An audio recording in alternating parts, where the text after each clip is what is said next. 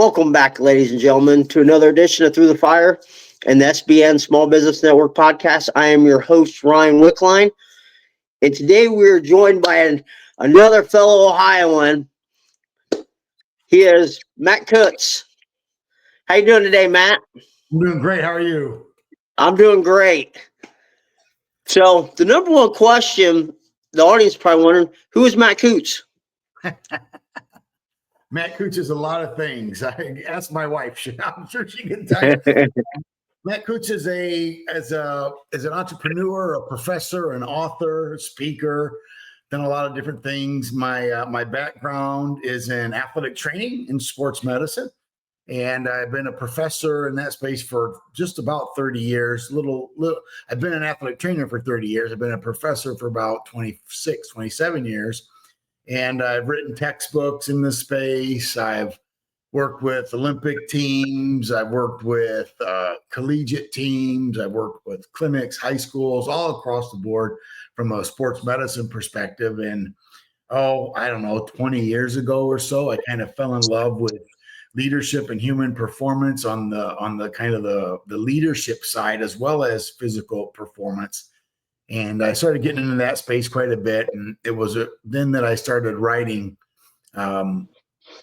business books, leadership books in that space. And I joke about it with a lot of people. It's a long story, but I really opened up some opportunities for me to do some consulting and coaching with Fortune 500 companies, high-level executives, things like that. So I consider myself a human performance thought leader, both in both spaces, and kind of the physical performance, but as well as the leadership performance as well.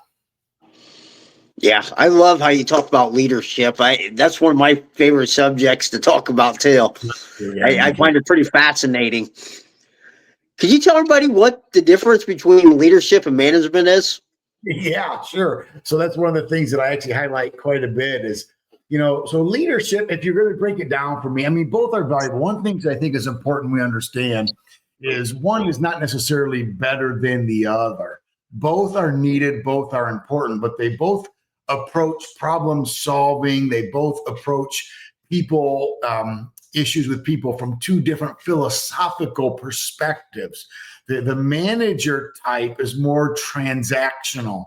And by transactional, I mean they work based on agreement. Their power is based on types of agreement between you agree to do this, I agree to do that, and things like that. When we have other spaces in the leadership thing, come on, that's my daughter-in-law coming in right behind me there. We have some very interesting concepts relative to how people make decisions. So again, a manager mindset person, they're going to make decisions based on what's best for the company, what's best for the organization, how our policies and procedures followed. Whereas someone who is a leader, they're gonna go by innovative, creative ideas. They're going to try to disrupt the apple cart. They're going to go against the status quo. They're going to embrace risk. That's more what a leader does. They embrace that concept of innovation, where someone who's a manager, they tend to avoid risk, avoid innovation. They try to keep in the space where everybody is safe, everyone's treated the same. And they both want the organization to flourish. They both want the people to do well, but they have two fundamentally different philosophies on how that takes place. Yeah, I love that. I mean, like I've always heard, like most times managers, people get those two so confused because people in positions are more managers than like leaders. Yeah, and that's an interesting thing that's important to consider is for years, decades, in fact, from about the 1980s when managerial, it's got popular in the 80s, but they started doing research on management science in the 60s as a popular thing. And since then, when it was introduced into our society's language, they were interchangeable. Leadership and management were interchangeable. But as we move forward, we started to realize, no, they're actually much more different than we first imagined they could be. Whereas, and again, it goes back to a fundamental philosophical difference. And today's day and age, they're not interchangeable anymore. Leaders operate from a completely different perspective. They have a different goal. I mentioned that managers are more transactional. Leaders tend to be more transformational. And their goal is to change the organization through inspiring and equipping people. A manager's goal is to maintain the status quo through policy and procedure of an established existing organization. So they operate at completely different frameworks. Yeah. What traits do great leaders have? Great leaders are compassionate. Great leaders embrace excellence. Great leaders are perceptive. They have the capacity and ability to perceive things and see things that other people really don't see. And then they also understand the fire, the passion, the need behind inspiration. And if you take those four traits, for example, excellence, perception, inspiration, and compassion, it spells out epic. And I think that's really important. Not that managers can't be epic as well. Managers can be excellent. But again, it's driven from a different fundamental philosophy of how you govern life. And I like to think that people who operate at a high level of leadership are always thinking about their track record. They're always thinking about delivering quality goods, quality products that are based on what they perceive in real time. They do that, by the way, through something I call 3D thinking. 3D thinking is the practice of understanding how each of the three dimensions of time work into your decision making. The three dimensions of time being past, present, and future, or what I talk about in my writings and in my books is hindsight, insight, and foresight. Someone who is truly perceptive understands how hindsight works, what it is, and what hindsight's telling them. They understand insight, which is what's going on right now in real time, in the present moment. And they understand foresight, which is their aspirational identity, or the company, department, or team's aspirational identity. So they're able to articulate very clearly who it is I need to be and want to be in the future. And then when you have an accurate hindsight and accurate foresight, then and only then do I believe you can actually see clearly what's right in front of you. So hindsight plus foresight enhances insight. And so that's what I mean by perception and how I teach perception. And then, of course, inspiration is just the ability to spark innovation. And leaders really need to be adept at doing that. It's what I consider one of the foundational leadership literacies, is they need to really understand, how can I spark innovation? Because here's the difference. Managers, generally speaking, so understand I am generalizing, but managers, generally speaking, look for inspiration from external sources. Whereas I believe someone who truly carries the fire of inspiration, like a leader ought to, understands that inspiration actually comes from within. They are the spark of inspiration. There's something in their spirit, in their soul, in their mind, something inside of them that they know how to exploit to stir up and to promote inspiration, not only in themselves, but then in other people. So that's what it means to be and live inspired. And then compassion. And I love compassion because it's really important, to distinguish compassion from empathy. Empathy, I think, is a little can become dangerous. I know that's like crazy to talk about, so I don't want to necessarily maybe go down that rabbit hole, but we'll still the idea of compassion. And when you talk about compassion, you have to understand that it comes from two primary words: Latin com, which means with or alongside of, and passio, which is passion, how we traditionally would understand passion, something you're willing to suffer for. And we think of passion as something that I get excited about, something that inspires me, for example. That's really never what passion was, and it's not what passion means. The true concept of passion has to do with what are the things you're willing to suffer for. We use the phrase around Easter time in the United States, especially, and where we say the Passion of the Christ, for example. And that's really a truer realization of what passion is. So when you talk about compassion, it means to walk alongside of grief or pain or suffering. And that's really what we need to understand. So true leaders, I believe, understand compassion in the true sense of what that word means. And they walk alongside of their suffering, their pain, the hard thing. And so I use that to mean real leaders are willing to embrace and do the hard thing, the thing that other people really aren't willing to do. So if you take those three things, excellence, perception, inspiration, and compassion, I believe you have an epic leader. And ironically enough, that's the title of my new book, Becoming Epic, and how that ties into leadership. So I'm really excited about that. Yeah. I love how you just talked about compassion. Like that just stirred up.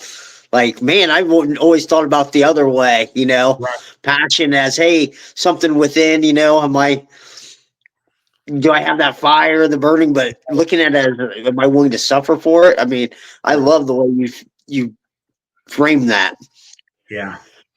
Here's a pretty good question that most people wonder.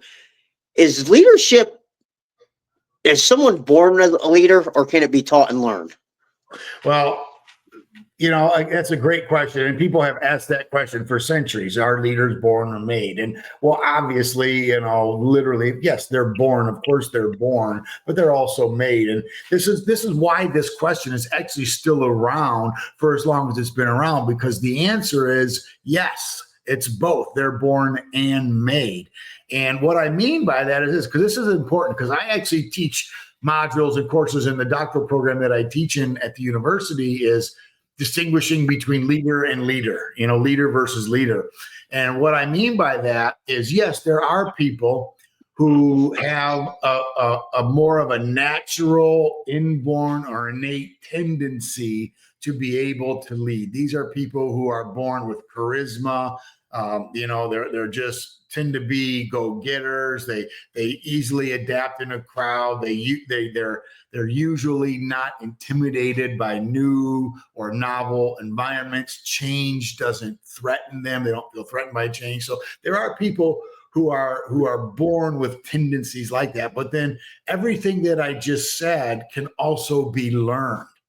So leaders are both born and made. I like to use this example of athletes. And, if I were to ask anybody who was the greatest basketball player of all time, you're only going to come up with 2 or 3 different answers. It's either Michael Jordan, Kobe Bryant, LeBron James, maybe a Larry Bird, depending on your fan, Magic Johnson. But it's a very, very small number. My point is this is versus me, for example. Now, let's just, for sake of argument, say Michael Jordan. Michael Jordan was just born a better basketball player than I was. Yes, I know the stories. He didn't make his high school basketball team, and he had to work extra hard and all those kinds of things. I'm not saying he didn't work hard, but he was still a better he'll still be a better basketball player than I was, no matter how hard I try. Now, can I become a better basketball player? You're darn right I can. I mean, I can learn all the things, do all the things, put myself in the right environments, put myself around the right people, read the right books, and just create an environment around me that makes me better. So yes, I can learn to be a better leader. But then there's people like Michael Jordan, just like with basketball. I can play basketball every day for 10 years and still not be as good as Michael Jordan is. Now, here's the other beautiful thing about that. Michael Jordan, being born with natural basketball talent beyond me, still also was able to improve on his skill level. So that's the beautiful thing about leadership. Whether you're naturally born as a leader or not so much, you can still do the things to make yourself better. So at the end of the day, the real answer to your question is everybody is born with some leadership capacity. Now, what we need to do then is create the environments, and how diligent, how intense, how intentional will you be about setting yourself up to become a better leader than what your current ability is? That's the real question for me. Yeah. What are some easy ways that somebody could like develop better leadership qualities? Well, first thing, I'll tell you what I tell my own sons. I have adult sons now, and how we raise and train them, who both are actually pretty successful leaders in their own right now. So I'll tell you what I told my sons, and I couldn't get more personal or real than that, is you have to find people who are better than you in whatever it is you want to do or become, and mimic and model and learn from them. See, most people get insecure around people who are better than they are, people who can show them up, so to speak. And what a real leader, somebody who, what I call an ontological leader, is someone who just is, their identity is as a leader. Because there's certain people who lead only because they were promoted to that position of leadership, or because they have the title, they're the director, they're the executive, they're the boss, the coordinator, whatever it is. So because they have a leadership title, they find themselves having to do leadership things. And when they're not on the clock as whatever it is they're hired to do, then they otherwise don't practice leadership things or don't think of themselves as a leader. That's one thing, one type of leadership. I think what I'm talking about is what I call an ontological leadership. And ontology is the study of, it's a word from philosophy. So if anybody of your listeners, you took a philosophy course in high school or college, they might be familiar with that term. But ontology is basically the study of what makes you what you are, right?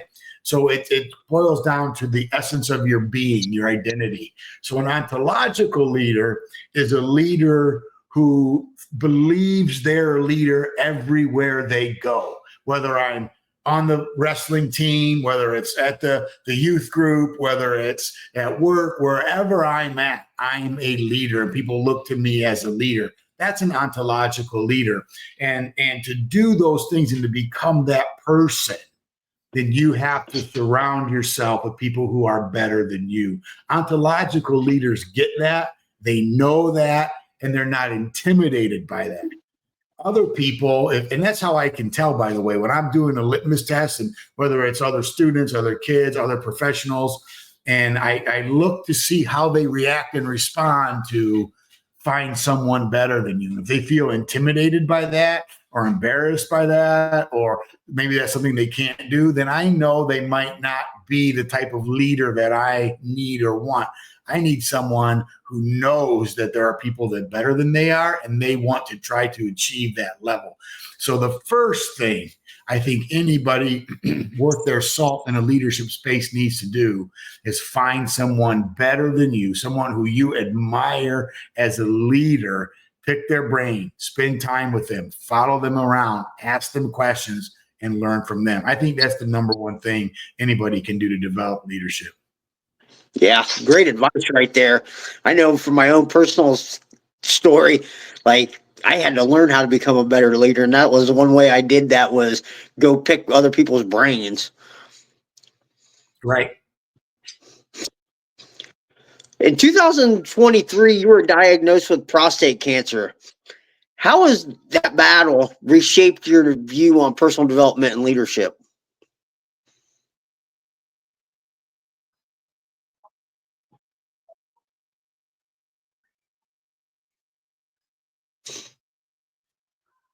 Hello? I lost you. Oh, There we go. Did you hear my question? We shut down. We lost each other for a minute there. Yeah.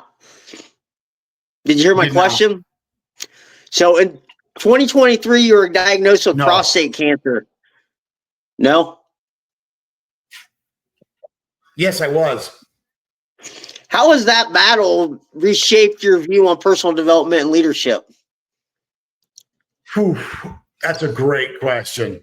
So yeah, in November of 23, I was diagnosed with prostate cancer. One of the things that's challenging about that was I was initially under the impression, both me and all the physicians I was working with, was that I had a very treatable, very easy kind of prostate cancer. If there's such a word, I use easy in air quotes there.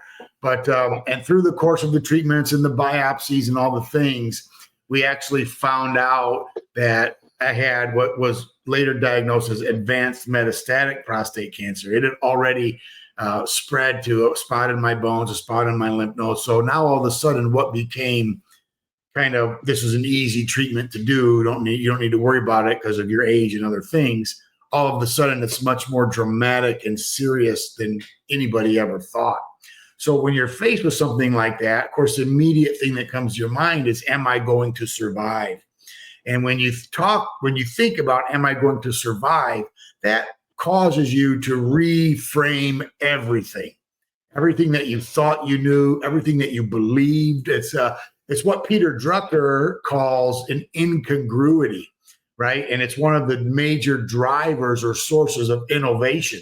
When something happens to you that you don't have bandwidth for, that you don't have the capacity to understand, or that is against what you think should happen, it's called an incongruity. When that faces you, you either die or you become maladaptive, or you adapt to it. And the only way to adapt to an incongruity is to innovate. So in my case, it totally caused me to reconfigure and reevaluate what I thought leaders were, who I thought leaders were, how leaders were made and shaped and formed. And that's why I wrote, actually, after I was diagnosed, when I wrote the book, Becoming Epic.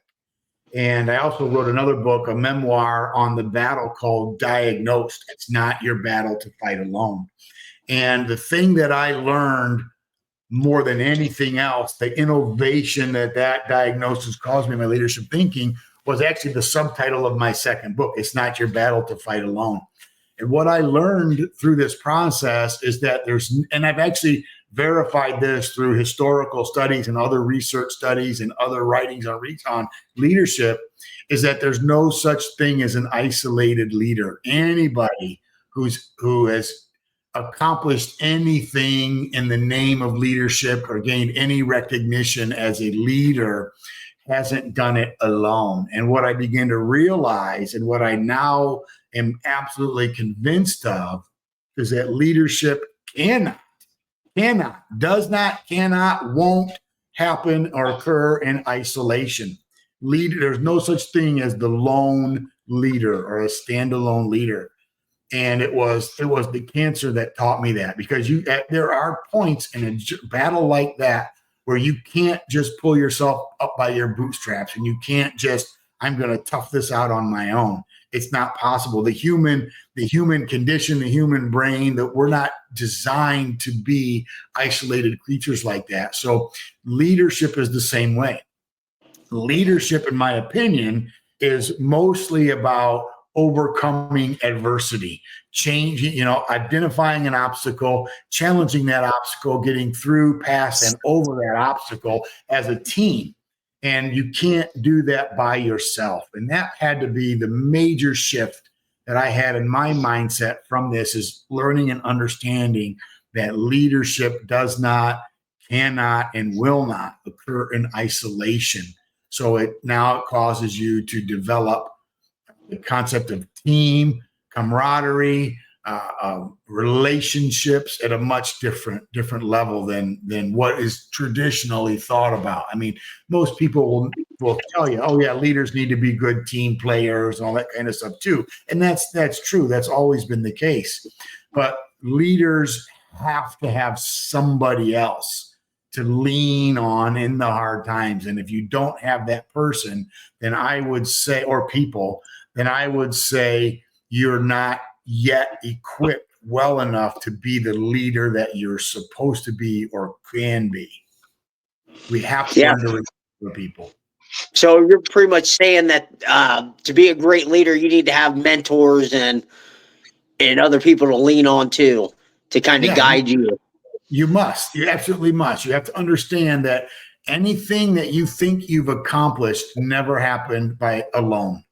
Yeah, whether it was the advice of a friend, leaning on someone else in a time of need or difficulty, how you even grew up. I mean, nothing that you have that is worth having, you earned all by yourself. I know that sounds crazy, because there's a lot of people out there who believe I did this all by myself. I grew up by myself. I had to train myself. I had to teach myself. I didn't have any fathers. I didn't have any mentors. I did run this all on my own. That's just not true. You are telling yourself a false story, suffering from what is well known in the psychology research as hindsight bias. In other words, you're misremembering the past in your favor, which is why I mentioned earlier, true leaders understand the 3D thinking, understanding what hindsight is, how that works, insight and foresight, as I mentioned. And if you truly going to operate at the level of leader that most people think they are or would like to, you have to come to terms with the fact that you cannot, will not, won't, can't, all that stuff, do it on your own. You have to have people around you who will help you, support you, encourage you, all of those things. You must. Yeah. I love how you talk about that too, because I just being around some of the kids I've been around, they're like, oh, I did this all on my own. It's like, yeah, you think you did, but right. But there's coaches, there's team coaches, position coaches, technique coaches, nutritional coaches, parents, grandparents, fans, stakeholders are everywhere. Yeah. And they might have a small contribution. I'm not saying that they did it for you. No one's taking away. This is the thing I talked about from an ontological perspective. People who are truly leaders in that ontological sense I talked about, they have no problem recognizing and understanding and giving credit for people who help them along the way. It's the people who are trying to prove something. It's the people who aren't really leaders yet, but they're good, they're talented, and they're the ones that will say and get intimidated by giving credit to other people because they have a false sense of accomplishment to begin with. And that's true in the sports world. It's true in the corporate world. It's true in leadership. It's true in teams and groups everywhere, that we've got to understand that nothing by any human being in history was ever done great alone. Yeah. You've written numerous books. What inspired you to become an author? Also a great question, because I've never considered myself much of an academic. In high school and college, I was an athlete, again, into sports medicine, strict performance. I have several credentials as a strength and conditioning coach and athletic trainer and all these other credentials. Worked my way through college as a personal trainer and worked with sports teams. And so I never considered myself much of the academic type. I know that's an incredible stereotype in being sports and not academic. But what happened to me was I started to really begin to get interested in these topics, especially leadership, and realized how much leadership drives performance. Obviously, there's a lot of talent, physiological strength, all the stuff that happens metabolically in the body and all this great stuff that makes an athlete a great athlete. But then there's something about a great athlete that is just another level. And most of the time, that is how they perceive challenges and obstacles. And I begin to study that and begin to look into that and how this leadership thing is really all about. And it was then that I realized that, boy, there's something to be said here. So I started, like anybody, just writing articles here and there. And it just, believe it or not, just evolved over the course of time to where I started thinking, maybe I should write a book on this. And I found some good mentors, talked to some great people, because I would have never thought in a million years that I was capable of that. But I think I've written like 8 books, and one of them actually won an award. So Leadership Book of the Year several years back in the Innovation and Cutting Edge Perspective category of that particular book award. So it was a lot of fun. That opened up a lot of doors for me. And then once that happened, I started doing coaching and consulting, which again is something else that I really never intended to do. But once those doors opened up, then people started asking me for materials and content. Then I had to do it to keep some jobs and things like that. So that's awesome. What's probably been the biggest challenge when you're writing your books? Time. That's an easy one. Time, because I don't just sit down and write to write. I have started the discipline of regular writing, an iterative process of regular writing. But I've never really encountered what people refer to as writer's block, so to speak. But what happens to me is I have this for lack of a better term, I'll say the word burden. I get this burden in my heart. I get this idea that's this spark that I just need to get out, and it's writing fast enough, typing fast enough, getting it out. So it's like I start writing, and then I forget what I get on one point, and I start writing on one thing, and then that's not what I actually sat down to write today. And so I was like, what was that? And so it's the time. It's just the time that it takes to do it. And then, of course, once you get it out of you onto paper or a Word document or whatever you're getting it on, and you read it, you're like, this is nothing. This is nothing like what I thought. It's horrible. It's that first draft. And it's just horrible. And it's like, this is worthless. This is no good. This is not what I wanted to say. I thought it sounded so much better in my head than it does here. And that's the hard part, is now taking that product and understanding that it's just the first draft, right? And then iterating that through the process of getting it to become something that someone else is willing to read. And then how much that changes through those iterations. That's the hardest part for sure to me. Yeah.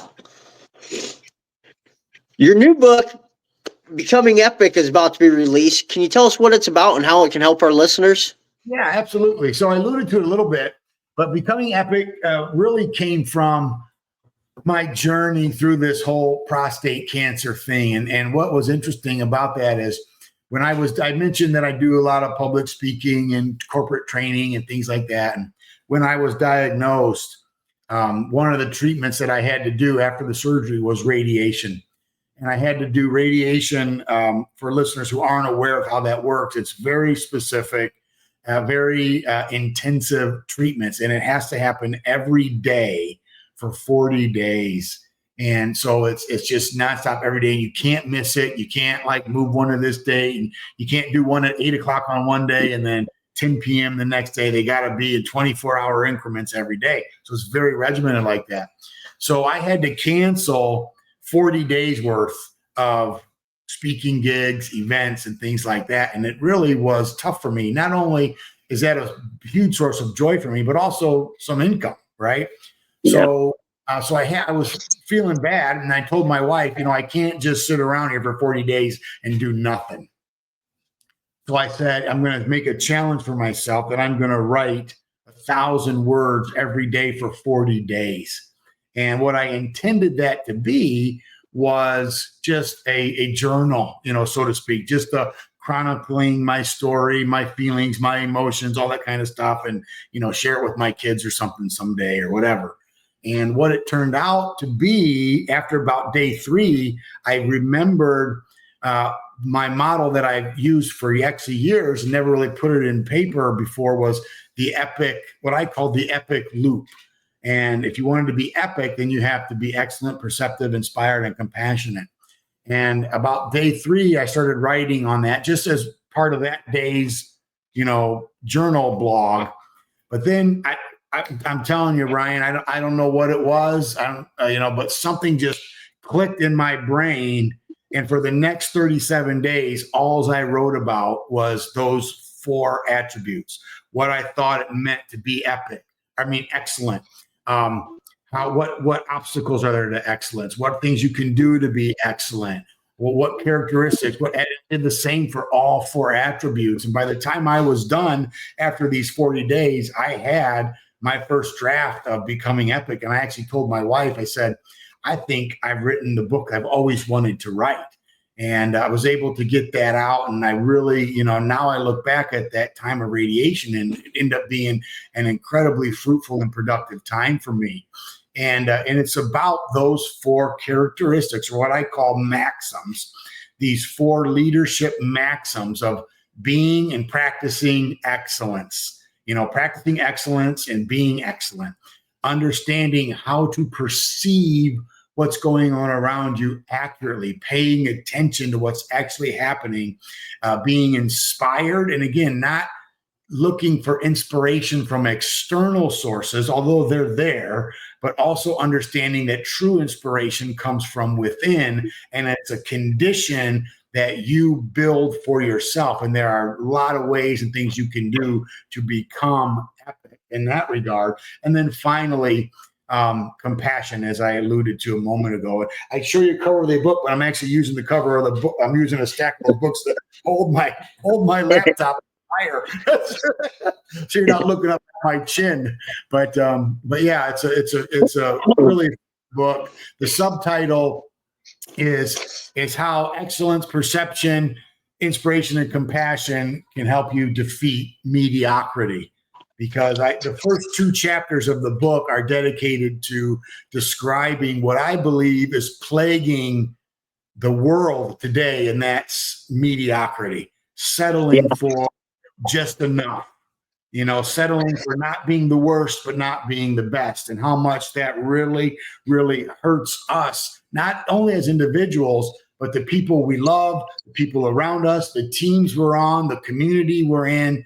It really hurts us. So I established what mediocrity is, and then what I call the 4 antidotes to mediocrity: excellence, perception, inspiration, and compassion. Wow. I completely agree with you on that the world kind of and society has become kind of mediocre in everything we do, that no one strives to be the best version of themselves. Right.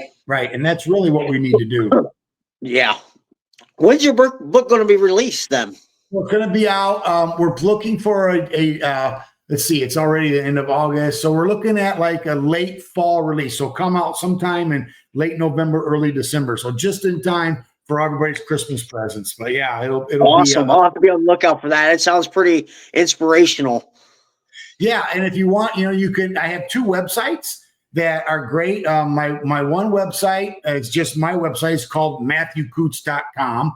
And so you can go there and you can pre-order it there, and some of my other books. That award-winning book that I mentioned to you a minute ago, it's called Contextual Intelligence, and that's about navigating uncertainty and complexity. And so you can buy those books there. My wife and I have written marriage books. I've written a couple of the leadership books. Those are there. But then I also have a website called Battle for the Bulge. And Battle for the Bulge is a kind of a play on words, and that's for prostate cancer awareness, prostate cancer survivors. We host 5K races and events. We raise money for cancer research. We raise money for cancer education and awareness. And battleforthebulge.com, you can buy my book, Diagnosed, which is, again, just an inspirational story for anybody dealing with adversity and would like to overcome adversity. So 2 websites there for my information. Again, MatthewKutz.com and battleforthebulge.com. Awesome. Can you share a story where you had to step outside your comfort zone to grow? Oh, my goodness gracious. I've had to step outside my comfort zone so many times. I mean, even obviously a cancer diagnosis does that, but I don't want to belabor your listeners with more of that. I will tell you this. One of the things that caused a significant amount of growth in my life was the time my wife and I decided to move and take our kids to Rwanda in East Africa. And so we moved to Rwanda. I had an opportunity to do a Fulbright fellowship, Fulbright teaching scholar program in Rwanda. And, when you think about Rwanda, not a lot of pretty things come to mind. It was, back in the 90s, early 90s, mid-early 90s, there was that horrific genocide that happened in Rwanda. You may even remember the movie Hotel Rwanda with Don Cheadle. And so you think of these things, people are killing each other in the streets with machetes and stuff like that, and mud hut. You just think of East Africa developing, it's not a wealthy country. And so we said we were going to do this thing and take my boys at the time, who were 12 and 10 years old. So we moved my family to Rwanda. And you talk about stretching outside of your comfort zone. No washer and dryer. My wife, I've got pictures and little videos of my wife doing our laundry in the sink, kind of a thing, old school way, and not having butter and cheese and going to this, no refrigeration and just all the stuff, black rolling brownouts, every night. You didn't know if you're going to have electricity all day, things like that. So that really took us out of our comfort zones in a lot of ways. But all 4 of us, me, my wife, and my 2 sons, look at that time in our life now, many years later, as one of the most richest, deepest times we had, not only as a family, but where all four of us can actually point to times where we grew in ways that we never thought we could grow, did things we never thought we could do. And that really equipped all of us to live, what I would consider, all of us, me, my wife, both my sons are pursuing their dreams, trying to live. And I've got now, they're both married and have kids and grandkids, and they're doctors and lawyers and all that kind of stuff. And that's fantastic. But it's because of being willing to go outside of our comfort zone. And it's began to be a lifestyle for us, because that's something else that ontological leaders do. That's just a natural thing to them, that is so strange and foreign to other people, is they know they have to go outside their comfort zone to grow. So, they put themselves in positions where they have to do things that are uncomfortable. That's totally aligns with what I was talking about with compassion. You have to be willing to do the hard thing and walk alongside of your pain and suffering.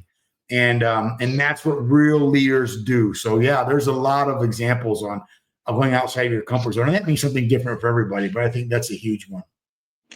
Man, that's some great advice. How important do you think it is for parents to probably teach their kids as they're growing up to just keep stepping outside their comfort zone? Oh, well, if you're asking my opinion, I'm not a parent. I'm not a parent family counselor, but I have raised two boys. Like what's that one commercial? I'm not a doctor, but I did stay at a Holiday Inn Express last night. So from my opinion, would be 100% absolutely necessary. In fact, if you're in my sphere, and if I have influence in your sphere, and I noted that you're not teaching your kids those things, and I had the relationship with you that would allow it, I would point it out and say, you're missing a major parental opportunity here by not teaching your children the importance of embracing the hard thing. I love that. Critically important.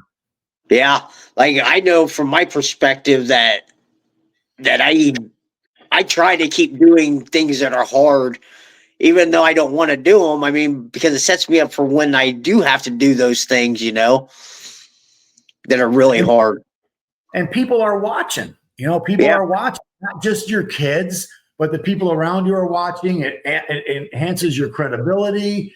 It teaches lessons. You become a model for other people. So yeah, I think you have to continually go outside of your comfort zone. In fact, if any of your listeners subscribe to Medium, which is kind of an online blogging page, I have a Medium page as well, where a couple of years ago I wrote an article on the 5 ways to step outside of your comfort zone and how important it is to step outside of your comfort zone. So you can just probably Google, comfort zone, Medium, Kutz, and you can probably find it. Awesome. What are some of the ways you put down on that then? So, well, I know I'm now becoming that, repeating myself, but you have to do hard things. That's for sure. You have to do hard things.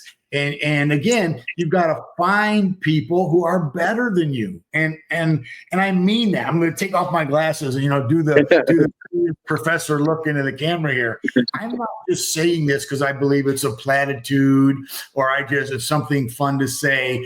I believe this with all of my heart. I mean, I'm absolutely convinced that if you want to be better than what you are now, and it requires you to step outside of your comfort zone, it requires you to do those hard things. And it starts with identifying the things that you think you can't do, and then just make a list and try to begin to work towards those things. Identify the people who are better than you and embrace it. I mean, listen, this is especially true for athletes. I've worked with athletes for 30 plus years. And, you always have that person on the team, or even another team. This is a tough one, on another team who you just can't beat. who's just better than you, and you can't pin them, you can't outrun them. You know, whether it's a track team, wrestling team, whatever it is, there's always this person that just always gets you. Listen, swallow your pride, work your butt off, be the best you can be. But sometimes what you need to do is learn how to humble yourself, which is hard. And find that person. And again, ask them to be a mentor, ask them to develop a relationship. What is it? What can I do to make myself better than you? Or find someone else who you're willing to do that with. And it really comes down to all of those things I'm talking about, whether it's being compassionate, whether it's stepping outside your comfort zone, finding that opponent, finding someone better, swallowing your pride. All of those really boil down to this word we don't like called humility. And we have to learn to be humble and embrace that. And the beautiful thing about it is, if you're truly as good as you want to be, or as you think you are, then humility should come easier than it does. And that's another one of those litmus tests that I mentioned earlier when I'm talking to people. How hard or difficult is it for you to swallow your pride with something is a good indication of how willing you are to actually learn to be better. That's great advice right there. What are your short-term and long-term goals? Well, my short-term goals is to finish out. I've got about 9 more months of cancer treatment in front of me. And so I'm still dealing with those, dealing with the side effects of that, medications, all that kind of stuff. So one of the things that I haven't been able to do because of the surgeries and the treatments is be as active as I once was. Before the treatments, before the diagnosis. In fact, I only discovered I had prostate cancer when I was training for a triathlon. So I was a very active, sporty guy, loved to, outdoors, hike the Appalachian Trail, all that kind of stuff. And run. I was a runner, 5K, 10Ks, half marathons, triathlons. And I can't do that now to the level that it was before. Now it's all I can take to go on a 3 to 5 mile walk, but I'm taking it because that's all I'm taking it. That's what I got right now. So a short-term goal for me is to get through these treatments, get off some of the medications that I'm on, so I can get back to that. Long-term goals is, just continue to try to impart some of these ideas to people. I really, again, one of the things you learn going through a battle like this is how short time really is. And, you think you've got all the time in the world. I was before I was diagnosed, even when I had the cancer and didn't even know it, I was healthy. I was one of those guys who didn't have any signs and symptoms. My doctors were as surprised as I was when we found out I had cancer, because I was training for triathlons, running, traveling, just came back from Australia, doing a bunch of things. And all of a sudden the terrible inconvenience came.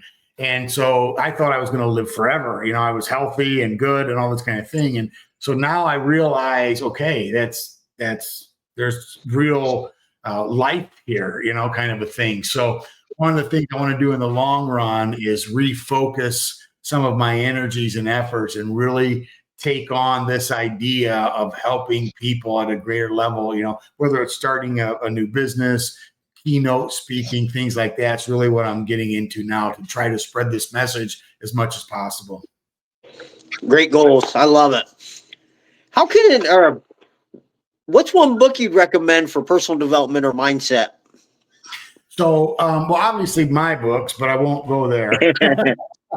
One of the things that I do, I'm really blessed to be able to read quite a bit, and a couple of books immediately jump to mind, but one that I'll give you 2 books that I'll recommend to your readers that just helped me. One is a book by Nicholas Taleb, Taleb, called Anti-Fragile. And it's a great book. And it's a book about introducing disruption, or allowing disruption, the hard thing, into your life to make you better. And it's not just about, he actually does a great job differentiating between being resilient, which is returning back to normal, versus being anti-fragile, which is returning better than normal. And so that's a book for sure, Anti-Fragile. The other book that I love is by Benjamin Hardy, Hardy, and it's called Be Your Future Self Now, and which is a great book about understanding how your vision of the future affects what you do today. And that's really, really important to understand, because there's a lot of people out there who don't see the future well, and it affects what they do today. And we need to change that. Yeah, I completely agree with that. How can people get a hold of you? So best way is through my website. My emails are there. Ways to contact pages are there. So best place to get in touch with me is MatthewKutz.com. Excuse me. I also have an email, which is info dot mattkutz@gmail.com. Awesome. Is there anything we haven't covered that you want to talk about? No, I think we covered it all.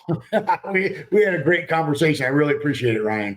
Hey, not a problem, man. Especially another Ohio guy on here. You're not too far. You're like, what, a couple hours away from me, I think.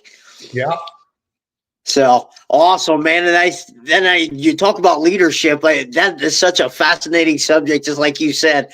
Like looking at people, how many studies have done on it, and like how one person will go do these certain 5 characteristics. Right. This person will do these 5 things. It's like, but they both get to the same point.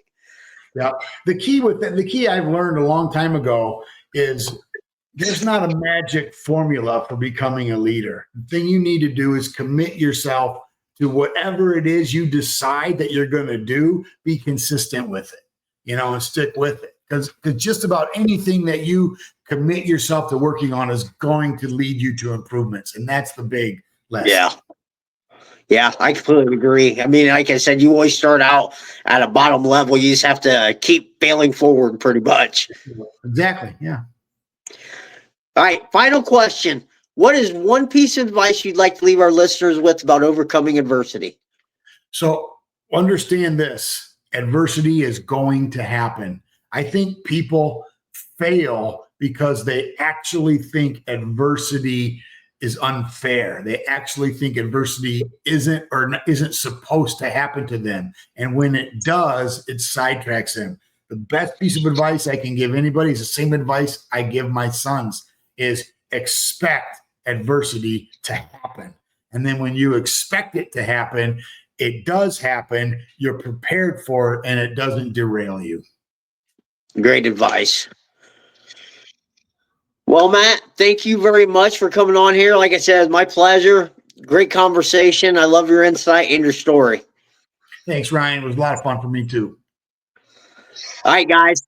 That's all the time we have here today. Remember, the only way to get what you want is to go through the fire.